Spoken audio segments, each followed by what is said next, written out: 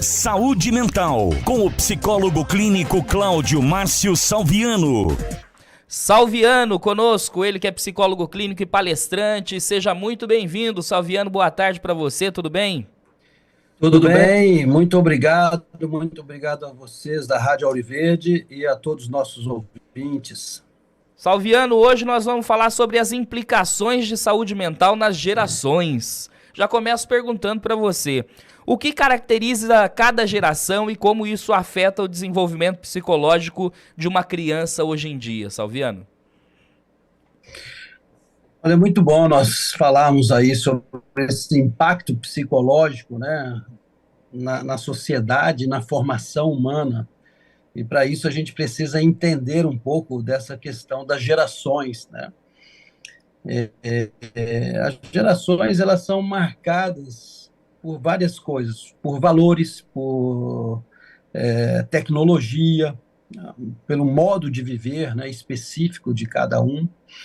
E a ciência, de certa forma, já dividiu essas etapas, né, em grupos. Nós podemos dizer aqui um grupo considerado aí o Baby Boomers, que é de 1946 a 1964, as pessoas que nasceram nesse período, por exemplo, que possivelmente são aí os avós, né? E essas pessoas, elas tiveram, né, pontos tanto positivos quanto negativos, essa geração, né? Se a gente falar, por exemplo, de alguns pontos negativos, teve muita rigidez e excesso, né, na educação de algumas pessoas, né? Usavam muito a autoridade como uma ferramenta mais central na criação e com pouco espaço para diálogo. E emocionalmente, assim, algumas pessoas tiveram algumas dificuldades, tiveram muitos tabus também, né? Não se falava muito sobre sentimentos, sobre o que gerou alguns sentimentos na vida da pessoa, e também adultos foram gerados, né, com dificuldades de expressão emocional, muitos nessa época. E teve também muito trabalho, acima de tudo, né? Muitos pais se ausentavam emocionalmente dos seus filhos por valorizarem demais o trabalho e o sustento financeiro. Mas teve também, obviamente, os pontos positivos, né? Essa geração ensinava disciplina, ela ensinava iniciativa, né? Não se criava os filhos no colo, né? A criança tinha que aprender, era incentivada na sua autonomia desde cedo. Também valorizavam o respeito aos mais velhos, a autoridade. Havia uma estrutura bem clara de convivência, né? E eles eram muito mais resilientes naquela época. E a resiliência é um perfil dessa geração. E de superação também, não só resiliência, mas superação. Muitos vieram em tempos difíceis. A gente pode citar as guerras, por exemplo, a escassez, e eles aprenderam a fazer muito com muito pouco, né?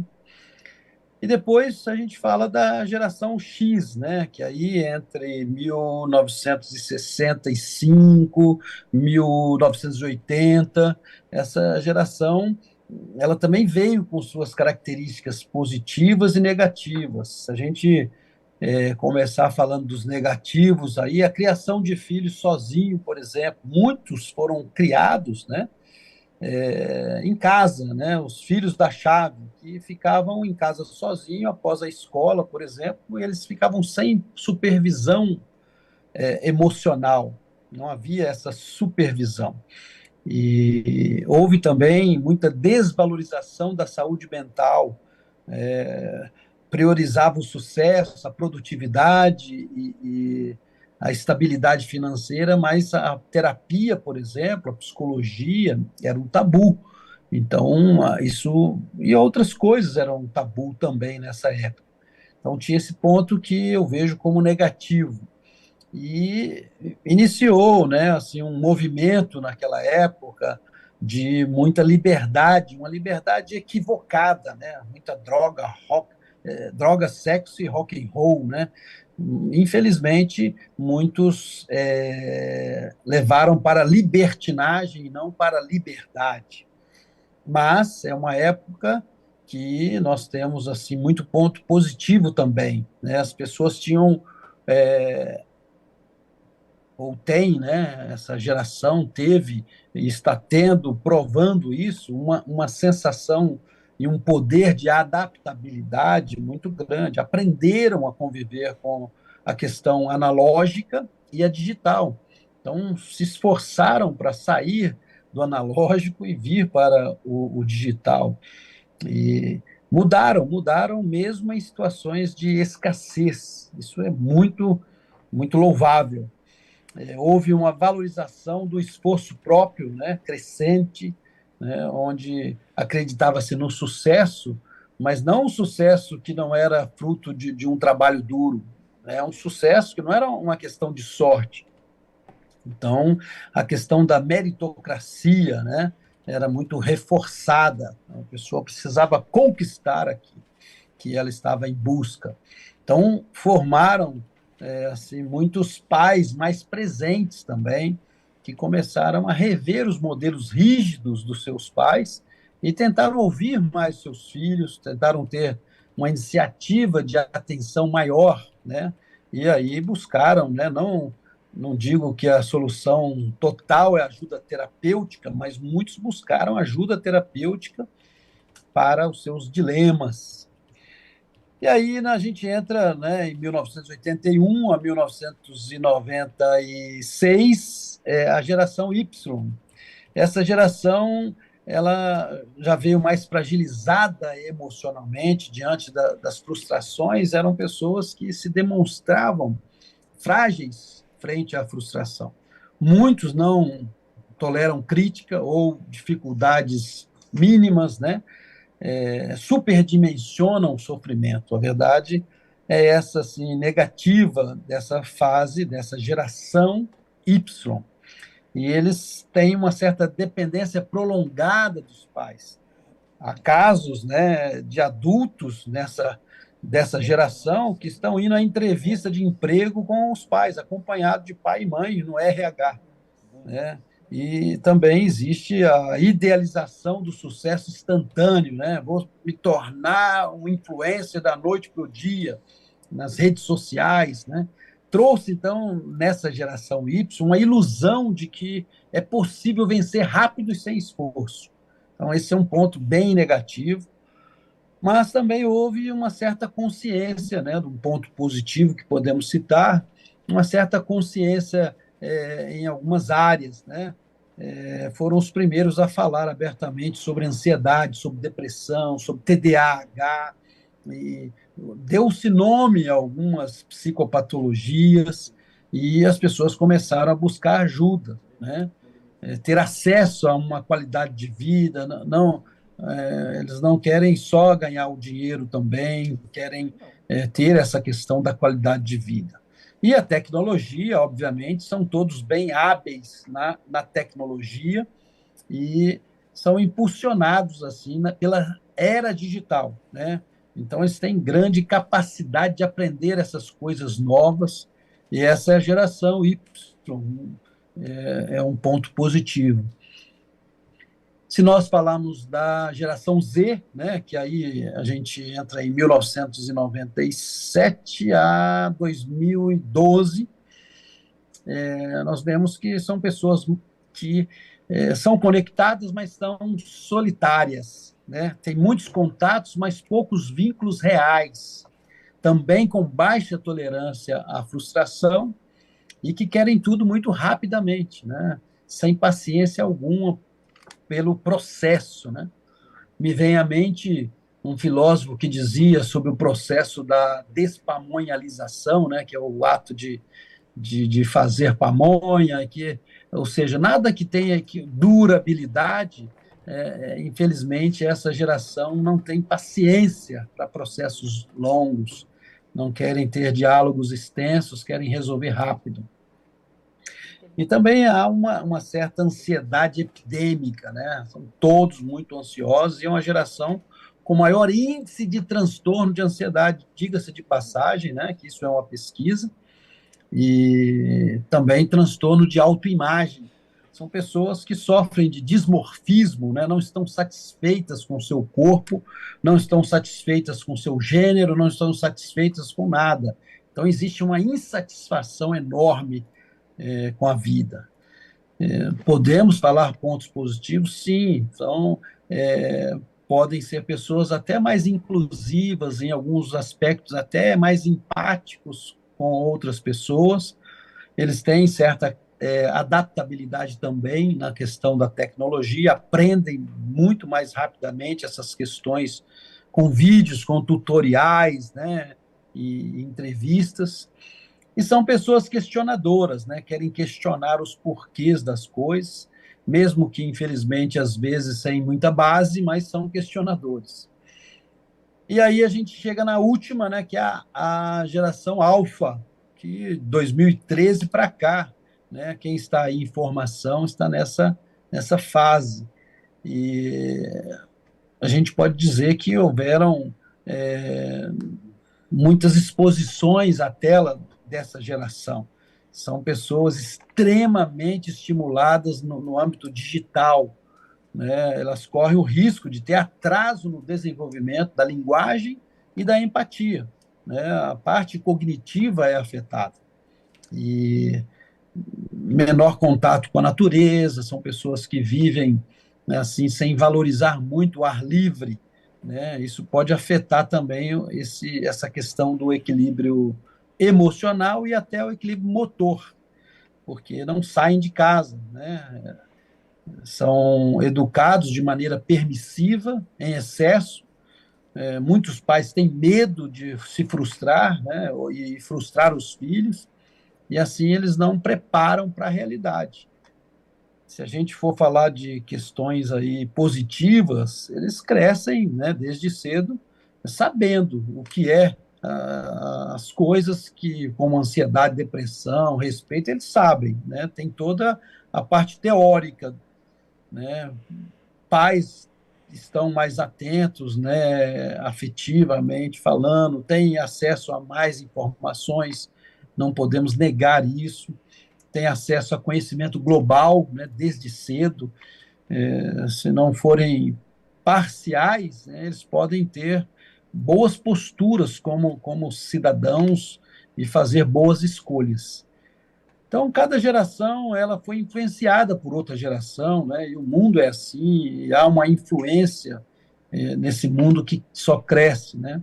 Hoje nós temos uma geração acelerada. Se a gente for citar assim de uma forma global, é muito acelerada, mas emocionalmente ela está despreparada, né? E se nós queremos uma geração saudável, nós precisamos ensinar o valor da espera, da frustração, né, e da empatia. E é importante, às vezes, até nós nos desconectarmos para reconectar. Isso é algo muito urgente. Agora, Salviano, como que o estilo de vida das gerações anteriores ele tem afetado a saúde mental dos jovens e adultos de hoje? Excelente pergunta. As gerações passadas, elas crescem com menos recurso, né? Mas mais vínculos presenciais, né? A geração X, por exemplo, viveu uma infância com muito mais chão de quintal, né? Muito mais terra, muito mais árvore, muito mais olho no olho. E já a geração Y, ela, apesar de mais conectada globalmente, aí falando, né, ela enfrenta hoje índices alarmantes de ansiedade e depressão. Então, jovens de 18 a 35 anos, por exemplo, são os que são mais diagnosticados aí com transtornos mentais. E isso é fruto, em parte, da pressão por produtividade e também de algumas questões de comparação, de constante comparação na rede, a necessidade de ser aceito e a falta de vínculos reais também, né? Eu lembro-me de um caso, né, de um paciente que ele dizia: eu tenho 1.000 seguidores, mas não tenho nenhum amigo presente, né, de verdade, que me ouça. né?